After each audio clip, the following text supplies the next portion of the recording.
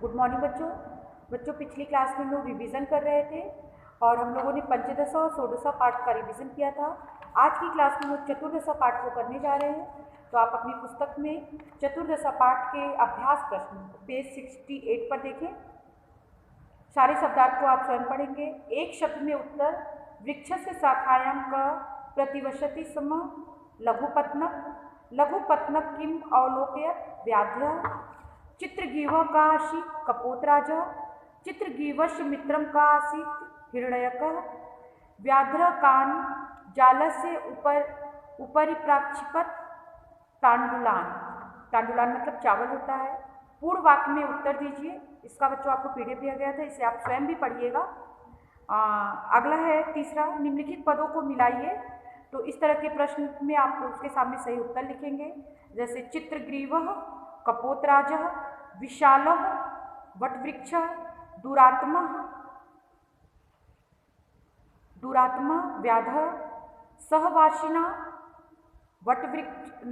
सहवासिना पाक्षिणाम प्राक्षिपाप्तान तांडुलान हिरण्यकः मूषकः। फिर है page turn करिए, पेज 70 पर आइए। उचित क्रियापदों के द्वारा रिक्त स्थानों की पूर्ति कीजिए। तत्र एको विशालो वटवृक्ष आसीत् सह तंडुल भक्षणार्थम अपतत् सह कपोते सह जल मध्ये निगृहीत अभवत् व्याधः कपोतान जाले वृद्धा अपृच्छत् हिरण्यकः मम मित्रम अस्ति व्याधः तत्पृष्ठतो अधावत्। फिर है नीचे लिखे क्रियापदों का पद परिचय दीजिए। तो आप यहाँ देखिए, धातु लकार पुरुष और वचन बताना है हमें, जैसे आसीत अस धातु लंग लकार प्रथम पुरुष एक वचन। फिर है धाविष्यत धाव धातु लिट लकार मध्यम पुरुष बहुवचन। अपृश्यत दृश्य धातु लंग लकार प्रथम पुरुष एक वचन। लंग लकार का मतलब होता है भूतकाल बच्चों। फिर है उदपतत उत प्लस पत, ये लंग लकार है मध्यम पुरुष बहुवचन। करिष्यति क्री धातु लिट लकार प्रथम पुरुष एक वचन। अमुचयत मुच्च धातु लंग लकार प्रथम पुरुष एक वचन। संधि कीजिए, तत् प्लस उपरि तदुपरि, नगरम प्लस आती नगरमाशी, जालम प्लस आदाय जाल मादाय, विषम प्लस इव विषमयु, पार्श्व प्लस छेदनम पार्श्व छेदम। फिर है निवारितो प्लस अपि निवारितोपि। अगला है बच्चों मूल्यधारित प्रश्न। व्याधा तत्रागत्या किम अकरोत् व्याधा तत्रागत्या जालम प्रसार्य तंडुलान अक्षिपत् व्याधा यदा कपोतान जाले वृद्धा अपृच्छत् तदा किम तान वधाय तत्र अधावत्। अस्मात् पाठात् का शिक्षा मिलत् संज्ञे शक्ति भवति अतः संगमद्धा भूत्वा कार्यं कर्तव्यम्। तो इस तरीके से आपका चतुर्दशा पाठ भी पूरा हुआ। आगे बढ़ते हैं त्रयोदशा पाठ की तरफ। इस पाठ का अनुवाद आपको लिखाया गया है, अच्छे से इस पाठ को तैयार करिएगा।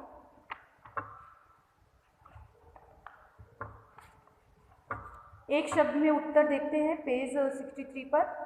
एकस्मिन् नगरे कति ब्राह्मण पुत्रा आसन चत्वारः तेषु त्रय कीदृशा आसन शास्त्र परांगतः ते कुत्र प्राचलन पूर्व देशम। पेज टर्न करिए, पेज 64 पर आइए।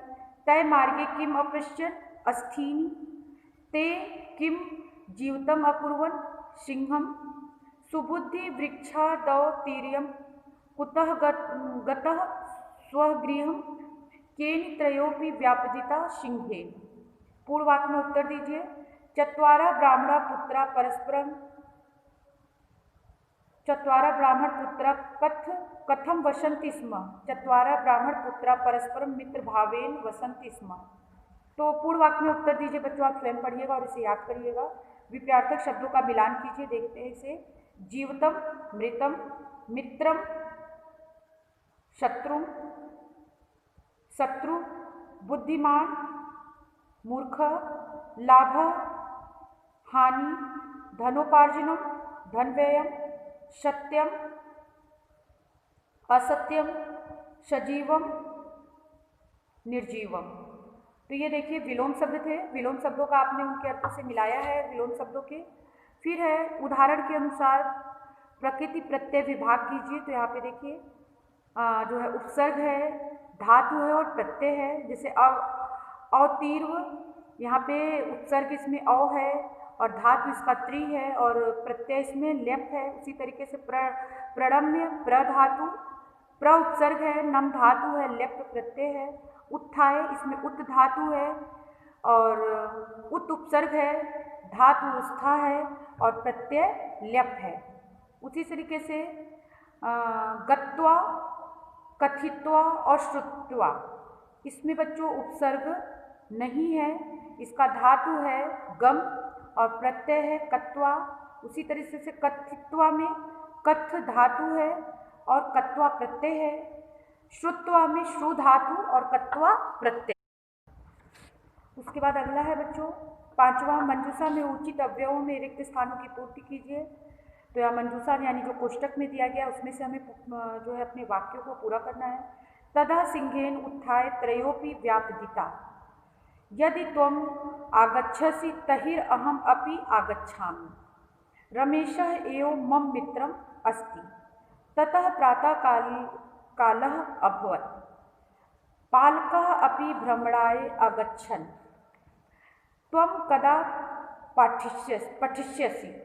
फिर यहाँ पे देखिए संधि कीजिए। एका प्लस टू एकस्तु, विद्या प्लस अध्ययने विद्याध्ययने, यदि प्लस एनम यद्येनम, न प्लस अहम नाहम, यत प्लस अपि त्रयोपि, वृक्षात् प्लस अवतीरे वृक्षादौतीरे, धन प्लस उपार्जनम धनोपार्जनम, वृद्धा प्लस उत्तमा वृद्धिरुत्तमा। तो इस तरीके से आपका बच्चों संधि विच्छेद भी पूरा हुआ। पेज टर्न करिए, पेज 66 पर आइए। मूल्यधारित प्रश्न, यदि शास्त्र परांगता बुद्धिहीना भयेयु तहि किम भवति। तो यहाँ पे देखिए यदि शास्त्र परांगता बुद्धिहीना भयेयु तहिर व्यवहारिक ज्ञानम विना स जीवने सफला न भवति विनश्यति च। बुद्धि विद्ययो मध्ये का श्रेष्ठा, बुद्धि मध्ये वृद्धे श्रेष्ठा, बुद्धि श्रेष्ठा। तो इस तरीके से आपने त्रयोदशा भी कर लिया है। द्वादशा पाठ को बच्चों आप स्वयं पढ़िएगा और जब पाठ पढ़ाया गया था तो ये सारे पाठ को बहुत अच्छे से समझाया गया है। तो ये आपका होमवर्क है, द्वादशा पाठ को आप स्वयं पढ़ेंगे। अब बच्चों द्वादशा से लेकर षोडशा पाठ तक को आपको अच्छे से पढ़ना है, जिसमें से षोडशा पाठ मैं फिर से बता रही हूँ, उसमें से कोई एक श्लोक का हिंदी अनुवाद आएगा और त्रयोदशा पाठ आपका अनुवाद दिखाया गया, उसमें से भी कोई भी पंक्तियाँ पूछी जा सकती हैं। पूरा शब्दार्थ अच्छे से तैयार करिएगा, सारे अभ्यास प्रश्नों को अच्छे से तैयार करिएगा, कहीं से कुछ भी पूछा जा सकता है जो भी आपको पाठ के अंतर्गत कराया गया है। उसके साथ ही आपको शब्द रूप, एक बार मैं फिर से लास्ट बार बोल रही हूँ, शब्द रूप आपका राजन और मधु है, अच्छे से तैयार करिएगा। कोई 3 विभक्तियाँ 20 से पूछी जाती हैं। और ये आपका पेज राजन जो है आपका पेज 88 पर है और मधु आपका पेज 85 पर है। उसके साथ है धातु रूप में वस आपका पेज 56 पर है और गम 67 पर है और दोनों का लंग लकार ही आपको पढ़ना है। अनुच्छेद कुकुरा और आदर्श छात्रा ये आपके संस्कृत व्याकरण की पुस्तक में लास्ट पेज पर दिया गया है, तो आप इसे अच्छे से तैयार करिएगा बच्चों। ऑल द बेस्ट, अच्छे से पेपर करिएगा और एग्ज़ाम का समय बिल्कुल अब कम टाइम बचा है आपके पास, तो बेहतर यही होगा कि आप अपनी पढ़ाई को कंटिन्यू रखें और संस्कृत में शब्द रूप धातु रूप को लिखकर प्रैक्टिस करें और अनुच्छेद को भी। अनुच्छेद में कोई भी 5 पंक्तियाँ आपको तैयार करनी है, कोई भी 5 पंक्तियाँ आप लिखेंगे, पंक्तियाँ आप अपने अनुसार सेलेक्ट कर लीजिएगा। तो ऑल द बेस्ट, अच्छे से पेपर करिएगा, सब साफ सुथरा लिखिएगा और परस्पर मेल करने में बच्चों उसके सामने आप सही उत्तर को लिखिएगा, लाइन मत खींचिएगा, न तो नंबर डालिएगा। तो ऑल द बेस्ट सबको मेरी तरफ से और अच्छे से पेपर करिएगा। थैंक यू बच्चों।